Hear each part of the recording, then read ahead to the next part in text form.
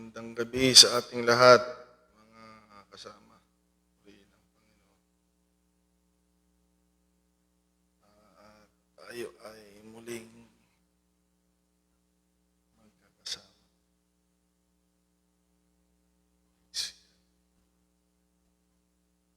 Thank you, Lord. At binabati ko kayong lahat sa pangalan ng Panginoon. Mga kapatid, nawa ay nasa mabuti tayong kalagayan. Thank you, Lord. At sinasabi ko lagi, kung hindi man ay manatili lang tayo sa Panginoon at maayos din ang lahat. Purihin ang Panginoong Diyos. Salamat sa Panginoon, mga kapatid. Amen. Sa kanyang kabutihan sa atin at sa kaunawaan na maunawaan ng mga salita niya, ang kalooban niya dahil nakakatakot pag wala tayo sa Panginoon. Yun yung isang inaalala ko sa tao pag wala siya sa Panginoon. Sabi ng Bible, ang kaisipan mo, lahat na lang ng gagawin ng tao sa kanyang plano ay tama. Ayun yung nakakatakot, mga kapatid. Nakakatakot. Kaya sikapin natin na manatili sa paglilingkod dahil mahirap yun. Ang hirap. Yung lahat na lang alam mo, tama yung gagawin mo. Nakakatakot. Kaya salamat sa Diyos sa atin. Tayo naman ay talagang dito sa ating paglilingkod, natuturuan talaga tayo dito. Okay. Meron tayong salita ng Diyos ang laging nagpapaalala, nagtutuwid, mga kapatid, na nakikita natin ang sarili natin na talagang hindi natin kaya kung wala ang tulong ng Panginoon. So, sa gabing ito, habang hinihintay natin ang ilan, ay dumulog na tayo sa panalangin. Okay, nawa, mabuti ang lahat, ano? Mga kapatid, lalong-lalo na dyan sa UPCIFF. Ang bilis ng panahon. Hallelujah, Marso na naman. At mabuti na lang naglilingkod tayo sa Diyos dahil nagagamit natin ang panahon natin ng makabuluhan. Amen. Kung hindi man, ay maayos ang lahat sa tulong ng Panginoon. Okay, so let us pray, mga kapatid, panandalian. Praise your holy name, Lord. Maraming salamat po, Panginoon, sa kabutihan mo sa amin. Ikaw na tapat, nag-iisa, tapat sa amin, mabuti, at tunay na nagmamahal. Sinasamba ka namin, Panginoong Diyos. Jesucristo ang iyong pangalan. Malwalhati ka, Panginoon, sa aming mga buhay. Salamat, salamat sa lahat ng kabutihan mo, Panginoon. At sa dinaraanan man na pagsubok ng ilan, Lord, kami po'y nagpapasalamat na alam namin na hindi mo kami pababayaan, Panginoon Diyos. Lord God, sa gabing ito, Lord God, tulungan mo kami na malinisan muli, Panginoon. Sanctify our hearts and our minds. Let it be acceptable unto you, Lord, upang maging makabuluhan ang aming pagkakatipon online, Panginoong Diyos. Ang bawat isa ay matulungan, mabiyayaan, at Panginoong Diyos may encourage, Panginoong Diyos sa paglilingkod. Panginoon, patungkol sa kalooban mo at sa iyo at dakilang Ama. Maraming salamat sa gabing ito. Luhuban mo kami ng iyong banal na dugo, Panginoong Diyos. Lord God, bigyan mo kami ng kagalakan at kapayapaan sa aming pag-aaral. Bindisyonan mo ang pakinig ng bawat isa at katagpuin mo ang pangailangan ng iyong mga anak. Bless, Lord God, our online fellowship. Bless each and every one. And let your word, O God, be a blessing in your presence, Lord God. Lalo tigit sa amin. Salamat, Panginoon. Give us illumination and understanding upang manatili po kami, Panginoong Diyos, manahan sa kalooban. We thank you, Lord. We bless your name. We claim, Lord God, all these things. In your name, Lord Jesus Christ, we pray. Amen. Praise God. Now unto the King, eternal, immortal, and invisible, the only wise God, be honor and glory forever and ever. Amen. So, malapit nang matapos itong ating pinag-uusapan sa ating Tuesday Mana, mga kapatid, ang trial of our faith. Okay? So, sa pagkakataon na ito, though ang mga tao ay may pagsubok, ito ay medyo isang tabi natin na pagsubok dahil itong pagsubok na pag-usapan natin ay patungkol sa ating pananampalataya. So, kahit wala kang pananampalataya, meron kang pagsubok. Dumadanas ang tao sa pagsubok. Ngunit ito ay pagsusubok dahil tayo ay naging mananampalataya at nagkaroon na tayo ng pananampalataya. So ngayong March 5, mga kapatid, ay ang ating pang-14. So baka na lang ito. Isa na lang. Okay. So ito na yung susunod para sa pagtatapos, mga kapatid. Trial of our faith. So sa teksto natin ay nasa 1 Peter. Yun pa rin, mga kapatid. 1 Peter chapter 1 verses 3 to 7. Okay?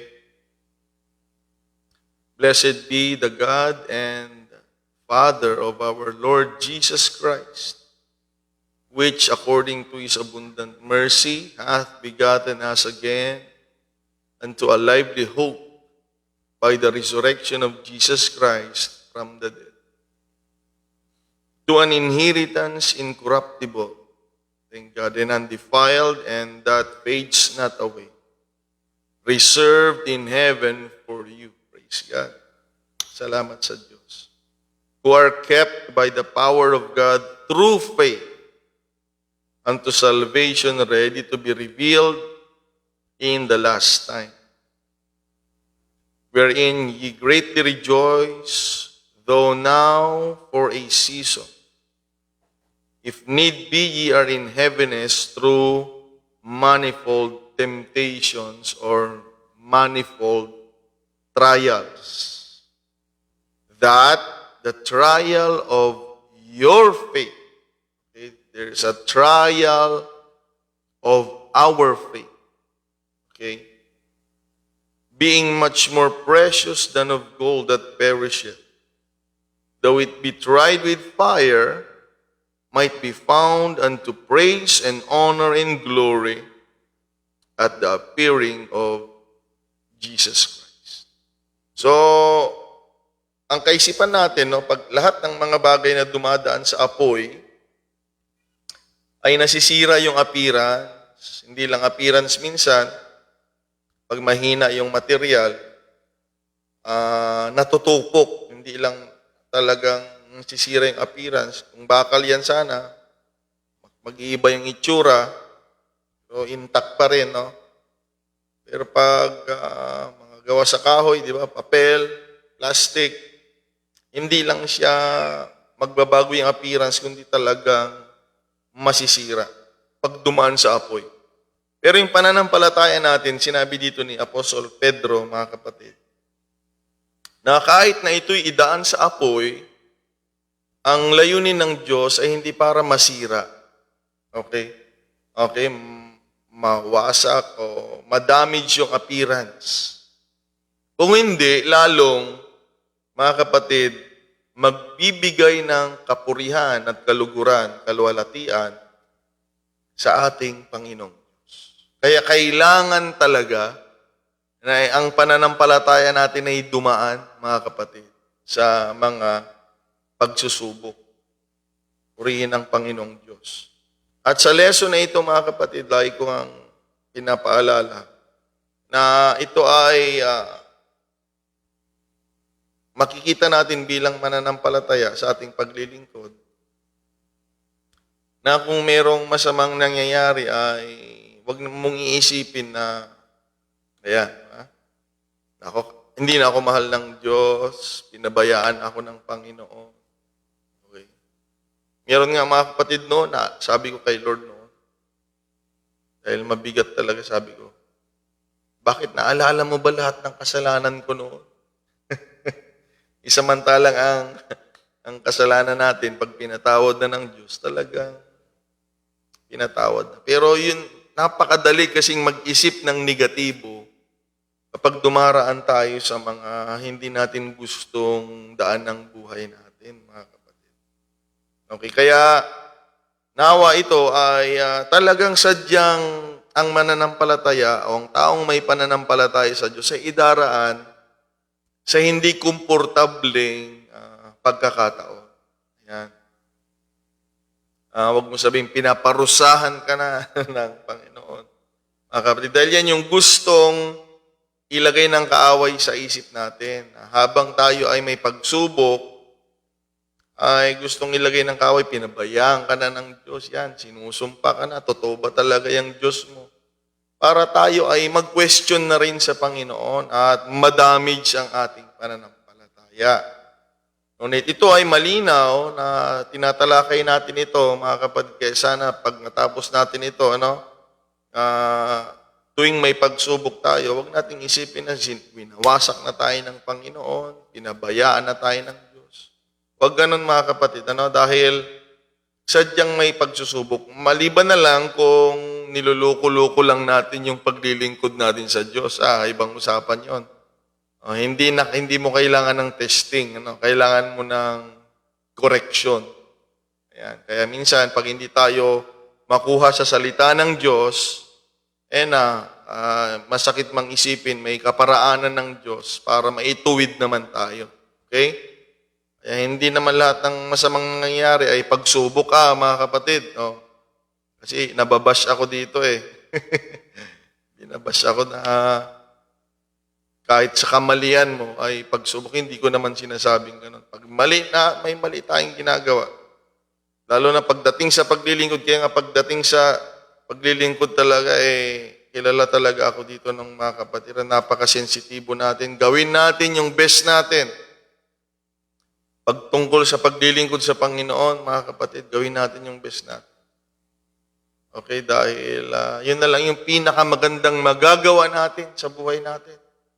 Nakakagawa tayo ng mali sa trabaho, sa bahay, kung saan man tayo. Pero kung sa gawain ng Panginoon ay ginagawa natin yung best natin, yun yung pinakamagandang magagawa natin sa buhay na ito. Wala nang iba, mga kapatid. Patungkol sa paglilingkod sa ating Panginoon. At nadaanan din natin na mayroong mga reward. Okay, undefiled, inheritance, incorruptible. Kaya, mga kapatid, may karapatan ng Diyos na subukin po tayo. Okay, kung ang reward sana niya ay 10 piso lang, hindi na kailangan ng pagsubok. Ang reward ay 20 pesos lang, hindi na kailangan. Pero higit pa doon, mga kapatid. Kaya ganun na lang ang pagsusubok, mga kapatid, na dinaraanan natin dahil dakila po ang inanda ng Panginoon. Kaya nga sabi ko lagi na, if there are great things at stake, a test is in order. Yan. Katulad yung mga anak nyo, kahit sa paaralan, katakot-takot na pagsubok, mga kapatid, muna. Okay? Bago yung ginhawa. Normal po yan, mga kapatid. Amen. Lalong-lalo na tayo dahil ang reward natin ay pang walang hanggan. Dalawang reward natin eh. Nauukol sa mundong ito. Amen. Nabanggit din yan sa Pedro, mga kapatid. Pertaining to this life, sabi. And yung eternal.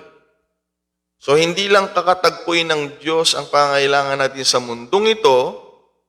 Okay, kung hindi, mayroong mga bagay pang walang hanggan. So, wag naman nating isipin na pang dito lang, dahil sinabi din ni Pablo, mga kapatid, if in this life only we have hope in Christ, we are of all men most miserable.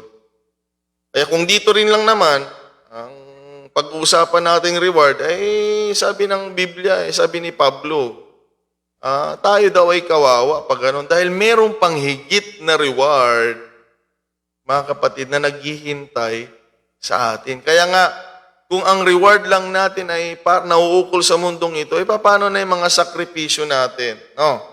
Sa paglilingkod sa Panginoon, mga kapatid. Okay? At alam natin na lahat ng yan ay mayroong dakilang bagay. Kaya sinabi rin ni Pablo, mga kapatid, sa Book of Romans, nabanggit din niya doon na, mga kapatid, yung the glory which shall be revealed on us are not worthy to be compared, mga kapatid, sa mga pagsubok na dinadanas natin. Okay? So, dakila yun, mga kapatid, na bagay. At yun dapat ang ating titignan. Okay? Doon tayo umasa, mga kapatid. Lahat ng bagay sa mundong ito na makukuha natin, matatanggap natin ay may hangganan, mga kapatid. Kabibili mo lang yan, bukas luma na. Di ba? Pero merong reward na binabanggit ng Panginoon, mga kapatid, na doon natin mai-enjoy. Doon, mga kapatid. Dito daw, sabi ng Panginoon, ay ninanakaw, okay, masisira, kakalawangin. Totoo nga naman, mga kapatid. Pero sabi ng Panginoon, doon tayo mag-impok sa buhay na walang hanggan dahil doon natin mas mai-enjoy. Okay, kaya kung dito 50 years, masaya ka na magandang buhay mo, mga kapatid, huwag mo namang ipagpalit yung buhay na walang hanggan na mai-enjoy malalo, mga kapatid. Oh, Lord Jesus, help us nawa. Lagi tayong magkaroon ng kaunawaan na ganyan. Pahalagahan natin yung mga bagay na hinanda sa atin ng Panginoon. Okay? Kaya nagtataka ako doon sa mga nag-give up. Mga kapatid, hindi pa nila nakita yung hinanda ng Panginoon. Sayang. No? Kung alam lang natin. Okay? Dahil ang nakikita lang kasi natin yun dito lang sa paligid natin. Ito lang ba ang kayang ibigay ng Diyos? Di ba? Marami pang wala, marami pang kulang. Pero kung makikita lang natin yung hinanda ng Panginoon sa buhay natin, ay talagang magpupursigi tayo. Okay, kaya magpursigi tayo, sabi ng 1 Peter chapter 1, mga kapatid, there is a inheritance, incorruptible, undefiled, and fades not away, reserved in heaven for you. So nakakalungkot na wag lang dito lang tayo tumanggap ng reward, mga kapatid. Okay? Wag lang dito. I pray na tanggapin natin lahat din dito. Pero dapat mas ating pagpursigyan yung nandoon. Hinanda para sa atin. Kaya magpatuloy po tayo. Sabihin mo sa katabi mo, lalo na dyan sa UPCAFF, magpatuloy tayo. Sabihin mo, may nakahanda para sa'yo. Hinanda ng Panginoon, mga kapatid. Amen. Yan ang isang dahilan nawa kung ba't tayo naglilingkod sa Panginoon. Sabi ni Pedro, 1 Peter chapter 1, verse number 4. Meron tayong inheritance reserved in heaven for you. Kaya may naghihintay sa atin. Hindi lang tayo naghihintay. Ang totoo, may naghihintay sa atin. At walang ibang kukuha ng reward na hinanda ng Panginoon para sa iyo kung hindi ikaw. Kaya magpursige tayo, mga kapatid. Amen. Praise God. Hallelujah. So, napag-aralan natin ang mga iba't ibang karakter sa Biblia. At ang nagdaan, mga kapatid, na ating natalakay ay walang ibang ating sa pagkatao ng ating Panginoong Hesukristo. Okay? Sa kanyang pagka-Diyos, hindi na siya pwedeng subukin, mga kapatid. Pero sa kanyang pagkatao ay dumaan din siya, mga kapatid, sa daan na tinatahak natin. Kaya nga, meron tayong Panginoon na mas nakakaunawa sa kalagayan natin. Dahil nasubukan niya, mga kapatid, na lumakad sa mundong ito, kagaya natin. Okay, kaya we are so thankful. We are serving the Lord, mga kapatid, na talagang nakakaunawa sa mga naramdaman natin, dinanas natin, at nasubukan natin sa buhay na ito. Purihin ang Panginoong Diyos. At sa ating pagtatalakay ngayon, at dito na rin siguro tayo magtatapos. No? Siguro hindi matatapos ngayon, sa susunod. Patungkol ito sa mga alagad. Okay? Tayo ay mga tagasunod ng Panginoon, kaya bagay po ito na pag-usapan natin na bilang tagasunod ni Kristo sila mga nauna, mga alagad, tayo naman yung nagpapatuloy sa panahon natin ngayon. Purihin ang Panginoong Diyos. Nga lang, bago natin ituloy sa mga alagad, mayroong sinabi ang Panginoon sa kanila. Dito sa John chapter 15 verse 20. Tandaan natin kung si Kristo, nagbata, nagtiis, mga kapatid, at dumaan sa mga pahirap at pagsubok, meron siyang binitawan sa mga alagad, mga kapatid. Dito sa John 15 verse 20. Ang sabi dito, remember the word that I said unto you.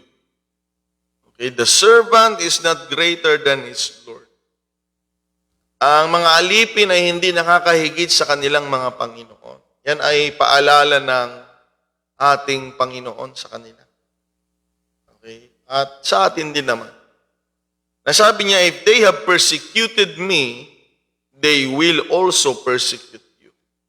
So tiyak yun. Kung ako nga ay pinag-uusig nila, ay tiyak na uusigin kayo. Kung ako nga, sabi niya.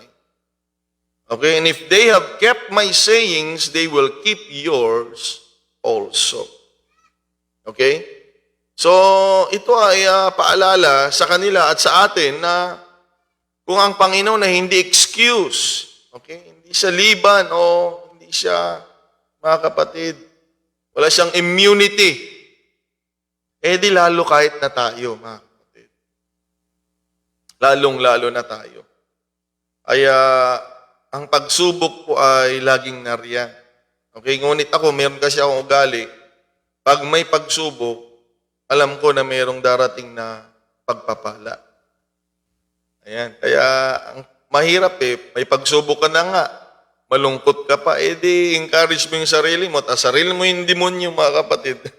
Asarin mo yung kaaway. Pag may pagsubok ka, positive pa rin yung mentality mo na hindi tayo pababayaan ng Panginoon at mayroong bendisyon na parating, hinahanda niya lamang ang ating puso, mga kapatid. Purihin ang Panginoong Diyos. So, ang tatalakayin natin dito sa buhay ng mga alagad habang sila'y naglilingkod sa Panginoon ay masumpungan natin, makita natin sa book of Mark chapter 4. So, pag-usapan natin to generally sila. So, tayo naman as a church, yan, okay? Nakasama natin ang Panginoon. Sila din naman ay bilang mga alagad kasama din nilang Panginoon. Physically. Okay? Sa kanyang pagkatao sa Bible Day sa panahon noon, mga kapatid. So, ito sa Mark chapter 4. Okay, ay pag-uusapan natin, mga kapatid. At tatalakayin ang dinaanan din ng mga alagad na hindi talaga totoo yung pag naglingkod tayo sa Panginoon ay laging masayang tunay. Hindi, hindi totoo yun. Hindi totoo yun. Masayang maglingkod sa Panginoon. Okay, pero minsan iiyak din talaga tayo, mga kapatid. Okay? Lalo na pag gustong baguhin ng Diyos ang ating pagkatao, talagang mabigat yan. Mga kapatid. Talagang kakaiba. Minsan mapapahiya pa nga tayo. Talagang mayroon tayong mga dadanasin talaga na talagang mararamdaman mo sa loob mo na talagang mayroong babaguhin, mga kapatid. May adjustment na gagawin.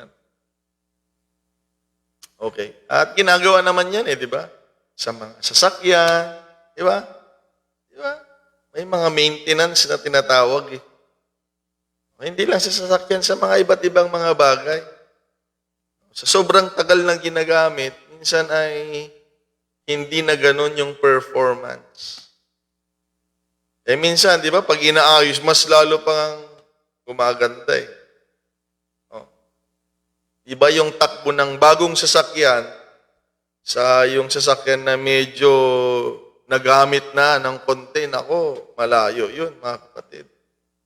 Malayo. Pero iba naman yung sasakyan na hindi na naaayos. Okay? Magulo na yun, maingay, maraming kalampag, hindi na makausad ng maayos, mga kapatid. So, ganun din tayo bilang mananampalataya, mga kapatid. No? Meron tayong pagsasaayos sa kaparaanan naman ng ating Panginoong Diyos. Okay? Sa kanyang kaparaanan na, mga kapatid. Paraan ng Panginoon. So dito, mga kapatid, makikita natin sa Book of Mark chapter 4 ang napakagandang nangyari sa mga alagad na kapupulutan din natin ng araw. Okay? Dito sa Mark chapter number 4, beginning in verse 33. Okay, yung sabi dito, mga kapatid, dahil nagturo dito ang Panginoon sa mga tao. Ulitin ko, nagturo siya. And then verse 33 says, and with many such parables, okay, marami siyang mga talinghaga na sinabi, spake he the word unto them. So, ang salita ng Diyos ay pwede rin pala sa pamamagitan ng talinghaga. Kaya, pag nakikinig tayo ng preaching, huwag natin sabihin, istorya lang naman yan. Mga istorya lang ginagamit ni pastor. Hindi. Ang word, ang salita ng Panginoon ay pwede palang may present sa pamamagitan ng talinghaga. Ay dapat pag may pagtuturo, talagang nakikinig tayo, mga kapatid. Amen. So, this time, pinresent ng Panginoon ang salita niya through a parable. Okay, hindi pwede yung puro, kailangan seryoso.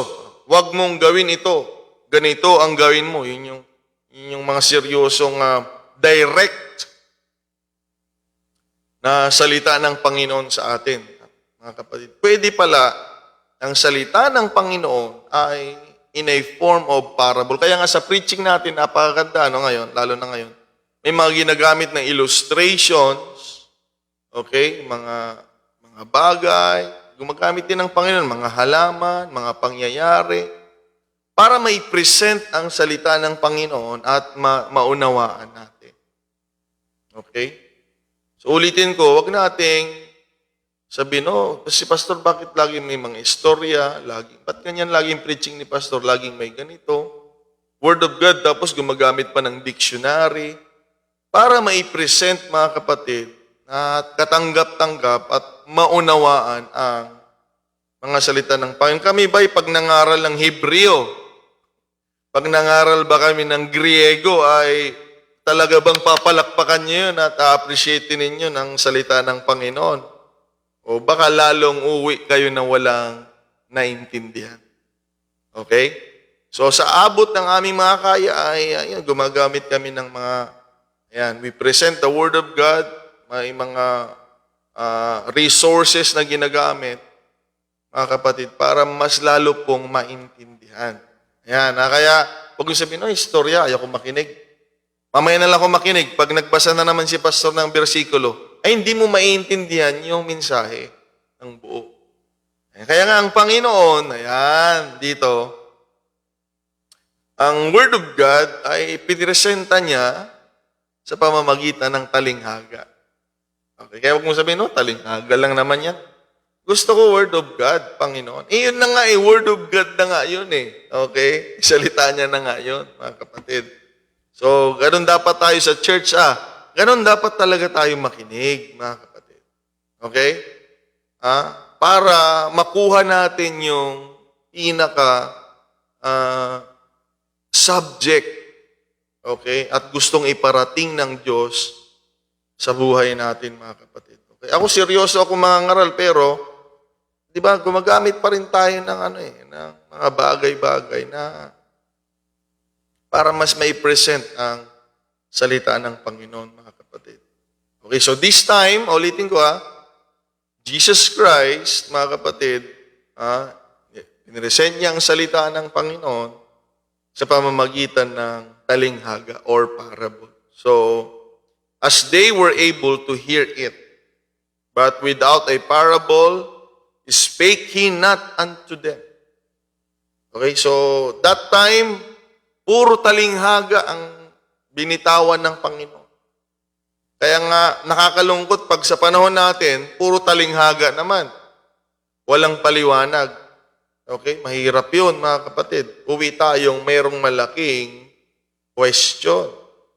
Okay? Dapat sa gawain, nasasagot po.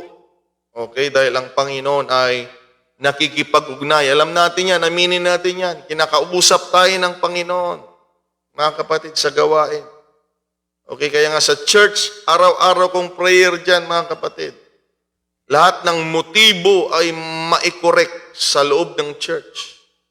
Okay, binibiro ko nga yung mga naggagawa kanina Sabi ko, pwede yata nating iparenta ito sabi ko sa kanila. Tinitignan ko inoobserbahan ko sila kung paano sila mag-react.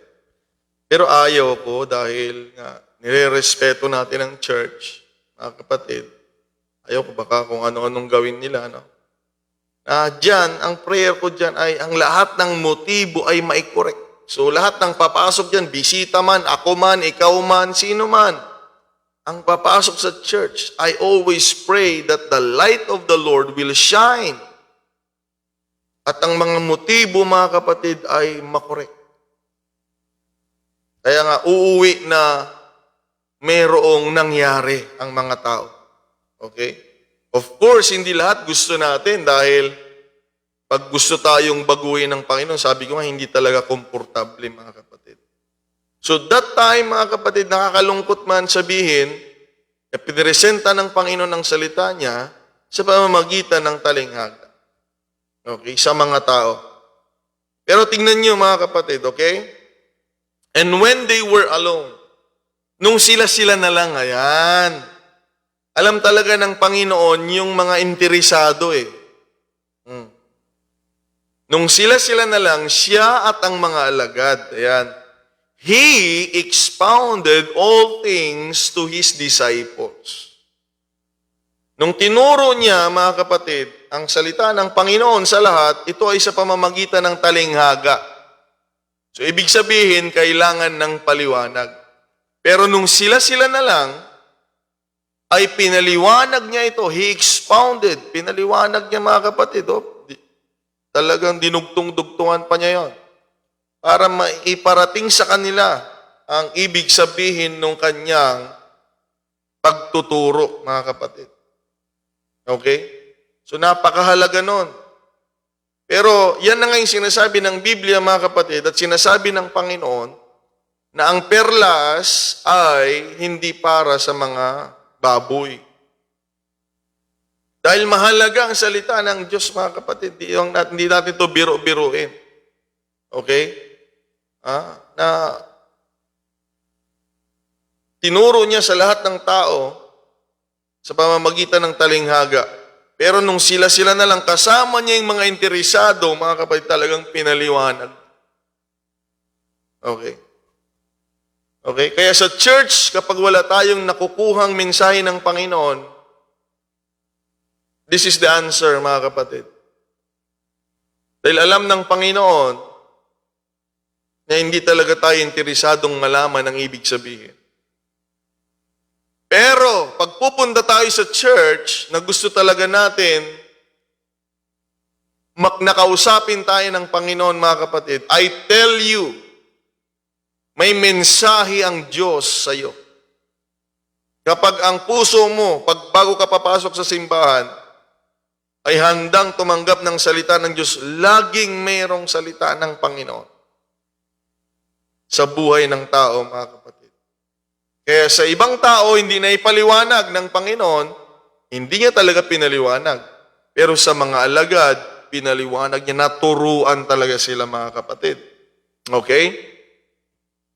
So nakarinig sila ng salita ng Panginoon na ipaliwanag sa kanila ang salita ng Panginoon. So ito na, mga kapatid. Okay? Ito na. And the same day, mahalaga po ito, sa parehong araw din na yon. Mismong araw na yon. When the even was come, he said unto them, let us pass over unto the other side. So, ang sabi ng Bible kasi, mga kapatid, faith comes by hearing, and hearing by the Word of God. E nag-expect ang Panginoon sa kanila na sa kanilang pakikinig, pinaliwanag pa ng Panginoon, ay magbubunga yun ng pananampalataya dahil mismo pa si Jesucristo ang nagturo sa kanila, mga kapatid. So ngayon, niyaya nila siya. And when they had sent away the multitude, they took him even as he was in the ship. So kasama nila si Jesus Christ. And there were also with him other little ships. Pero sa 37, tingnan niyo, mga kapatid, and there arose a great storm of wind. Tandaan natin, mga kapatid, na karamihan sa kasama ng Panginoon na niyaya niya na pupunta sa kabilang dako ay mga mangingisda. Okay? Karamihan sa kanila. Okay? Kaya alam ng mga mangingisda kung dapat ba silang pumunta sa dagat at dapat alam din nila na yung hindi dapat na pagpunta sa dagat. Dahil kung ang alam mo lang bilang mangingisda yung pagpunta sa dagat, dapat alam mo din yung kailan na hindi dapat pumunta sa dagat. Mga kapatid. So, alam ko na alam nila na bago sila umalis, ay okay to, pwedeng maglayag. Yan. Pwede tayong pumunta, maayos Kaya ng bangka natin. Pero ang nakakalungkot nga, pagdating nila, mga kapatid, dun sa gitna, bigla na lang, bigla na lang. Mayroong great storm of wind. And the waves beat into the ship. Hindi lang storm, kung hindi pati yung alon ay talagang humahampas sa kanila. At dahil humahampas sa kanilang alon, sabi ng Bible, so that it was now full. Okay? Napupuno yung bangka.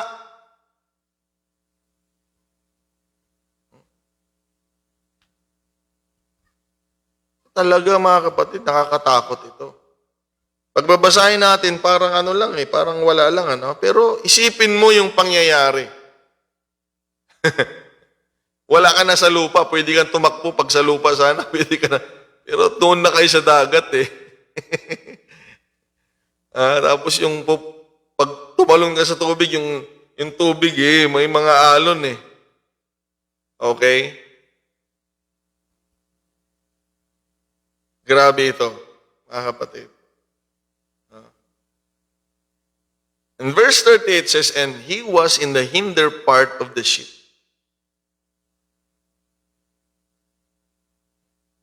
Nakatago. Ayan, mga kapatid. Kasama nila siya, si Jesucristo, ngunit sa tago si Lord. Tago siya at hindi aktibo. He is asleep. Siya ay natutulog on a pillow, and they awake him and say unto him, Master, carest thou not that we perish? So tingnan ninyo, may mga instance talaga sa buhay na kahit meron kang Hesukristo, minsan hindi mo siya napapansin. He is on. Bakit hindi na lang nung okay yung lahat? Di ba? Na Jesus is in the hinder part. Bakit hindi na lang, Panginoon, ka magtago o ikubli yung sarili mo pag okay ang buhay namin? Okay lang, di ba, pag ganon? Pero minsan, mga kapatid, nakakalungkot. Kung kailan merong bagyo sa buhay natin, doon naman natin siya hindi maramdaman. At parang natutulog. Okay. Pero ang totoo, hindi natutulog ang Panginoon natin, mga kapatid. Sabi ng Biblia, mga kapatid, He that keepeth Israel shall neither slumber nor sleep.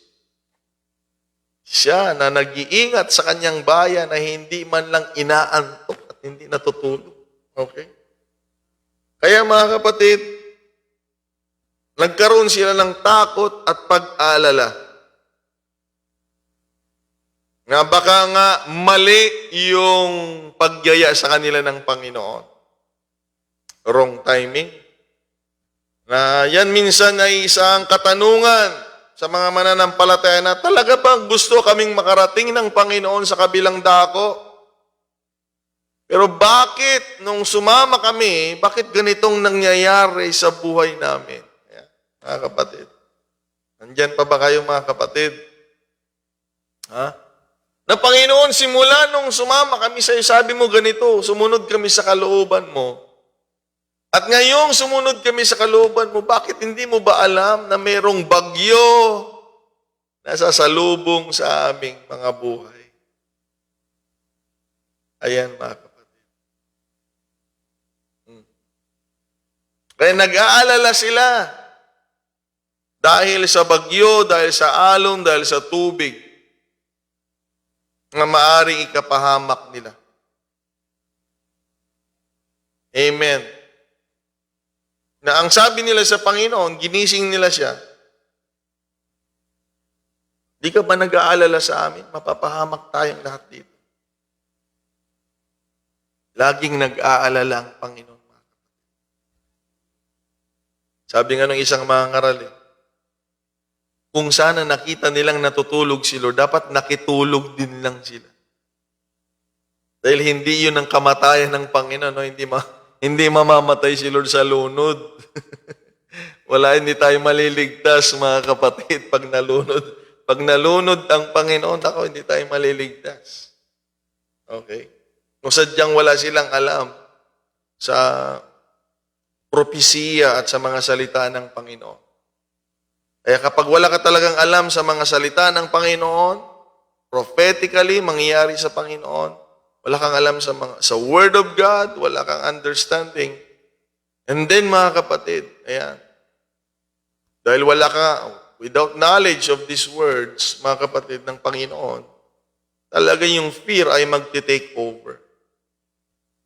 Okay? Na nakalimutan nila, kasama nila ang Panginoon. Kaya nga tayo dapat, mag-alala lang dapat tayo, mga kapatid, o matakot. Kapag alam nating wala ng Panginoon sa atin. Okay? Simulan mo na talagang mag-alala. Sinimulan mo na talagang matakot. Pag alam mo na wala ang Panginoon sa iyo. Ngunit hanggat nandyan ang Panginoon sa buhay mo, alam mo, nakakarinig ka pa rin ng mensahe niya, nararamdaman mo pa rin yung presensya niya, mga kapatid. Amen? At buhay na buhay sa iyo ang mga pangako ng Panginoon. Mga kapatid, hallelujah, wala tayong dapat ipag-alala kung sumasa atin ang Panginoong Diyos. Amen. Kaya nga sabi sa 39, tingnan ninyong nangyari. And he arose and rebuked the wind and said unto the sea, Peace be still. And the wind ceased, and there was a great calm. Verse 40, and he said unto them, so nagturo siya bago sila sumakay ng bangka. Okay, nagturo siya at pinaliwanag niya. Pero walang sermon. Yung sermon nandito, nung ginising. Nung ginising nila siya, eto na yung sermon, mga kapatid. Di ba? Bago sila sumakay ng bangka, nagturo ang Panginoon ng parable. Pinaliwanag niya yung parable. Walang sermon, mga kapatid. Pero nung sumakay na siya sa bangka, karoon ng bagyo doon na natakot sila, ginising nilang Panginoon. Ito na yung sermon. Verse 40. And he said unto them, why are ye so fearful? How is it that ye have no faith? Sabi, akala ko ba nagturo na ako kanina at pag narinig mo ang salita ng Panginoon, ay magdudulot yan ng pananampalataya. Kaya mga kapatid, ito ang goal natin tuwing makikinig tayo ng salita ng Panginoon. Dapat ang goal natin na daragdagan ang ating pananampalataya. Dahil pagkatapos ng pakikinig mo, pagkatapos ng pag-aaral at maunawaan mo na kagaya ng ginawa ng Panginoon sa kanila, tinuruan ng parable, talinghaga, pinaliwanag ng Panginoon, pagkatapos nun mga kapatid ay hindi sa maayos na daan sila dumaan. May pagsusubok. Ayan. Kaya luging-lugi tayo, ganitong mangyayari sa atin. Matapos tayong dumalo sa gawain, sa Bible study, kagaya nito, sa church fellowship, mga kapatid, at hindi tayo nagkakaroon at nadadagdagan ng pananampalataya, ganitong mangyayari sa atin. Pagdating sa pagsubok, pag dumaan tayo sa pagsubok, mga kapatid, sabi ni Lord, akala ko ba nagturo na ako? Ba't natatakot pa rin kayo? At wala kayong pananampalataya? Tingnan ninyo mga kapatid, tinulungan sila ng Panginoon, hindi dahil naniniwala sila. Tinulungan sila ng Panginoon dahil sa inis ng Panginoon sa kanila, dahil wala silang pananampalataya. Kaya huwag nating sasabihin na, great faith ako kasi ginagawa ng Panginoon yung mga prayer ko. Lahat ng great faith ako, mga kapatid. Hindi, check mo rin. Baka sa sobrang inis niya lang kaya niya ginagawa. Dahil ito gumawa ang Panginoon sa kanila. Okay? Nandyan nagmanifest ang kapangyarihan ng Panginoon. Hindi lang sa masamang espiritu, hindi lang sa kaaway, hindi lang sa provision, kung hindi sa nature. Gumawa ang Panginoon hindi dahil na-attract siya sa pananampalataya ng mga alagad habang nagkakagulo sila sa bangka, kung hindi pinatigil ng Panginoon yung bagyo, pinatahimik ang dagat dahil sa inis niya. Sana, huwag tayong tulungan ng Panginoon dahil sa inis niya, mga kapatid. Bilang mananampalataya, sana ma-attract natin ang Panginoon dahil tayo naniniwala sa Kanya. Okay, wag dahil sa takot. Sobrang takot mo, gumawa ang Panginoon. Hindi yun by faith, mga kapatid. Nainis lang Panginoon. Ano ba naman itong mga mananampalataya na ito? Hindi na nila alam gawin nila. Ayan, kaya tumulong ang Panginoon. Kaya nawa, sa gabing ito, mga kapatid, amen. Ayusin natin ang pag-aaral, ayusin natin ang pakikinig ng salita ng Panginoon, madagdagan tayo ng pananampalataya upang ma-please natin ang Diyos. Sa pananampalataya natin na anuman ang ating pangailangan ay tugunin ng Panginoon, hindi dahil sa inis niya, kung hindi dahil na-please natin siya na naniniwala tayo na sa kabila ng pangangailangan natin, alam natin na tutulungan tayo ng Diyos.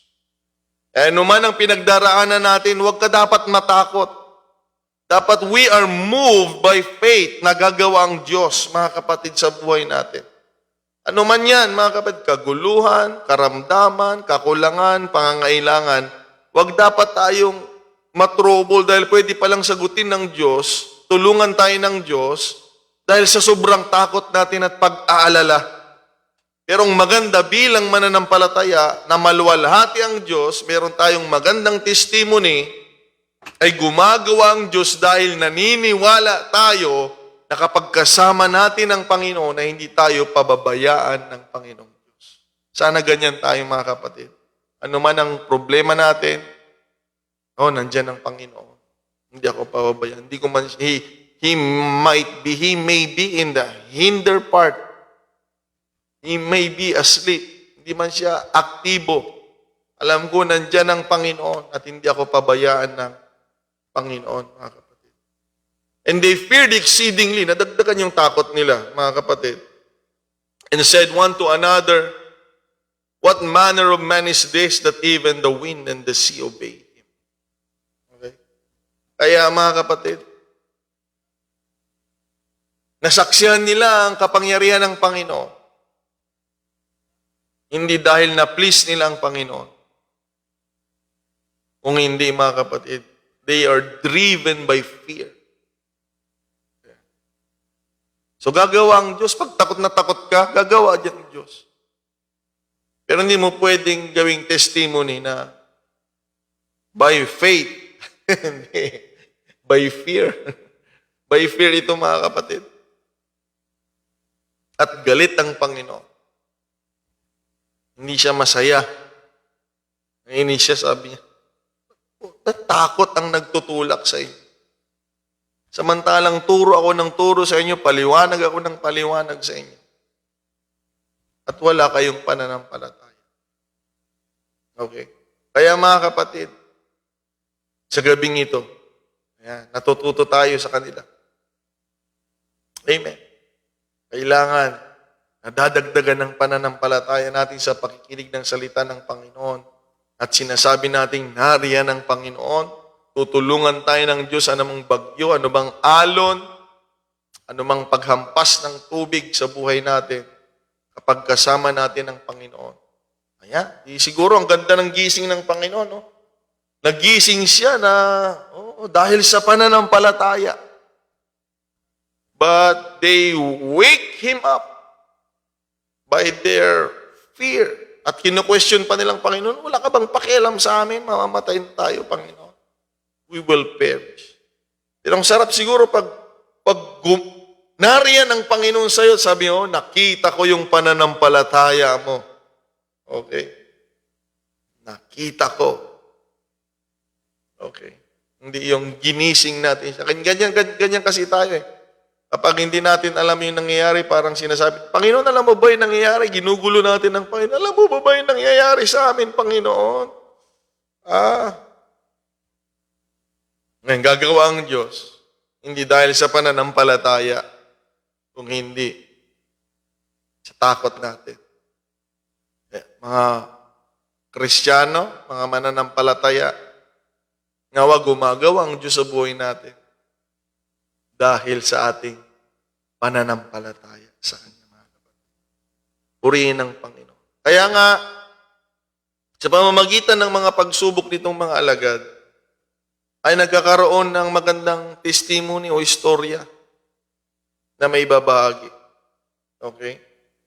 Na totoo nga na sa kanilang pinagdaanan ay meron din tayong makikitang mga lesson sa mga kamalian nila. Okay, ang lesson na hindi lang sa magagandang mga ehemplo. Ayan, maraming ehemplo na dapat tularan. Pero meron din tayong makikita sa mga buhay ng ilan na lesson para hindi na natin daanan. Okay? At yung mga nangyari sa kanila ay magiging kasagutan sa mga katanungan natin ngayon. Okay? Minsan ito ay nagbibigay ng explanation sa ating mga questions. Bakit ganitong nangyayari sa buhay ko? Tignan natin sila. Sila rin ay dumaraan sa mga hindi komportableng daan ng buhay na para sa mga mananampalataya. Okay? Dahil sila yung mga nauna na hiniwalay ng Panginoong Jesucristo. At makikita natin na meron silang mga pinagkukuhanan ng pagtuturo dahil sa kanilang mga dinanas sa Panginoon. Kaya nga, Pag sinabi nila na hindi tayo pababayaan, pag sinabi nila, katulad ng teksto natin, that the trial of your faith, sabi ni Pedro, being much more precious than of gold that perisheth, though it be tried with fire, might be found unto praise and honor and glory at the appearing. Totoo yun, ibig sabihin. Okay? Sa kanilang dinanas, sa kanilang pagsusubok na inarap, sa kanilang kabiguan, marami mga kapatid, lalo na si Pedro. Marami. Ngunit yun ay pagpapakita lang na talaga may magandang plano ang Panginoon sa kabila ng mga pagsusubok. Kaya tingnan ninyo hindi pa rin nagpatinag si Pedro, tingnan ninyo siya lang naman yung nangaral sa Book of Acts na mahigit 3,000 ang naligtas. Sa kabila ng kapalpakan nila, sa kabila, mga kapatid, ng mga pagsubok nila, mga hindi magandang nangyari, na-persecute sila, hinabol-habol sila, kinulong sila. Ang daming istorya ang nangyari sa kanila. Pero mga kapatid, yun ay talagang istorya ng buhay natin na kailangang tahakin at harapin. Pero ang tingnan natin, yung magandang plano ng Diyos dahil matagumpay pa rin na naghari ang kalooban ng Diyos sa buhay nila. Na sila ay maging instrumento sa kaligtasan ng napakaraming mga tao na tayo'y kasama doon. Tingnan ninyo sa kabila ng mga kapalpakan ng mga alagad, kamalian nila, tingnan ninyo, at nagpatuloy sila sa kanilang pananampalataya, tayo yung bunga. Diba, mga kapatid? Kaya hindi mo talaga makikita dito yung mga perfect lang na example. Ang Panginoon lang ang perfect example.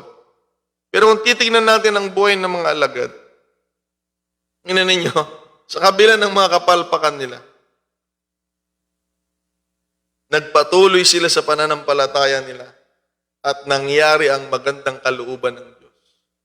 Kaya nga sabi nila mga kapatid, sabi ni James, okay, dito na tayo magtapos. Time na mga kapatid. Sabi ni James, sa James chapter 1 verse 1 to 3, sabi dito, James, a bondservant of God and of the Lord Jesus Christ, to the 12 tribes which are scattered abroad, greetings. Pansinin niyo ito, sabi niya, verse 2, my brethren, count it all joy when you fall into various trials, knowing that the testing of your faith produces patience. So there is a prophet. Ang sinasabi dito ni James is profiting from trial. Okay? So ang pagsusubok talaga ng mananampalataya hindi sa ikasisira. May benepisyo, mga kapatid, na mangyayari at magaganap sa buhay ng mananampalatayang dumaan sa pagsusubok, mga kapatid. Kaya ang sabi niya dito, tingnan ninyo, kanina nung nasa bangka sila, nag-aalala sila. Pero nung naiintindihan na nila ang lahat, ayan, tingnan ninyo, mga kapatid. Mga kapatid, ayan, siguro matanda na sila dito, hindi hamak, And Book of James is a general epistle, like our text. A general epistle para sa lahat ng church, para sa lahat ng mananampalataya na apostolik. Ang dapat pala, sabi niya, tingnan ninyo naintindihan na nila. Count it all joy when you fall into various trials. Okay. Masaya tayo dapat. Dahil merong sinusubok sa atin. Ang nakakalungkot pag pinabayaan na tayo. Kaya, ano man ang ating daraanan, o ano man ang ating pinagdaraanan sa mga taong merong pinagdaraan, magpasalamat ka na ngayon. Hindi gusto ng Diyos na masira ka o o wasakin ka. Kung hindi, I will count it all joy. Ibilang nating kagalakan pag tayo idaraan sa pagsusubok. Mga kapatid, ibig sabihin, merong magandang bunga sa buhay na mananampalataya. Amen. Ulitin ko, sa buhay ng mga mananampalataya noon, katulad ng mga alagad, ang dami nilang dinaraanan, marami silang kapalpakan, kagaya ng napag-usapan natin. Pero dahil nagpatuloy sila sa pananampalataya nila, naghari pa rin ang kalooban ng Diyos, ang kamay ng Diyos, na maligtas ang mga tao, maturuan ng mga tao, at ang resulta ay hanggang ngayon sa panahon natin. Kaya kung mananatili din tayo sa pananampalataya, anuman ang ating pagdaraanan, amen, magbubunga yan sa ikaliligtas din ng iba kung tayo ay magpapatuloy sa pananampalataya. Kaya, sa gabing ito mga kapatid, sige lang, anuman ang pagsubok, magpatuloy ka lang. Gumawa ka lang. Amen. Diyan ka lang sa gawain, maglingkod lang tayo sa Panginoon. At makikita natin, tayo ang magsasabi sa kanila sa susunod na merong Panginoon na hindi tayo pababayaan sa ating paglilingkod. Hindi po tayo nasa relihiyon lang, mga kapatid, tandaan niyo yan. Mayroong totoong Diyos na tumawag sa atin. At merong totoong Diyos na kasama natin. At alam natin yan at hindi may tatanggi. Na alam natin na gumagawa ang kamay ng Diyos sa buhay natin. Amen, may nangyayari sa buhay natin. At tayo ngayon ay tumatahak sa direksyon na tama at ayon sa kalooban ng Panginoon. Sa tulong ng Panginoon at ating pananampalataya sa salita ng Diyos, mga kapatid. At sa ating mabuting Panginoong Jesucristo. So purihin ang Panginoon, mga kapatid. God bless you all. Amen. Magpatuloy lang tayo. Kung ikaw man ay pagsubok, may pagsubok, count it all joy when you fall into various trials. You will profit, okay, in your trial.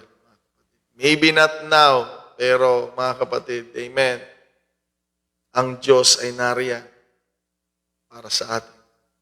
Hindi para tayo wasakin sa pagsubok, hindi para tayo ay sirain at parusahan, kung hindi upang lalo pang ipakita ng Diyos ang magandang gagawin niya sa buhay natin. Amen. Hallelujah. Hallelujah. Dakilang Panginoon, mga kapatid natin. So God bless you all. Amen. Diyan ka lang.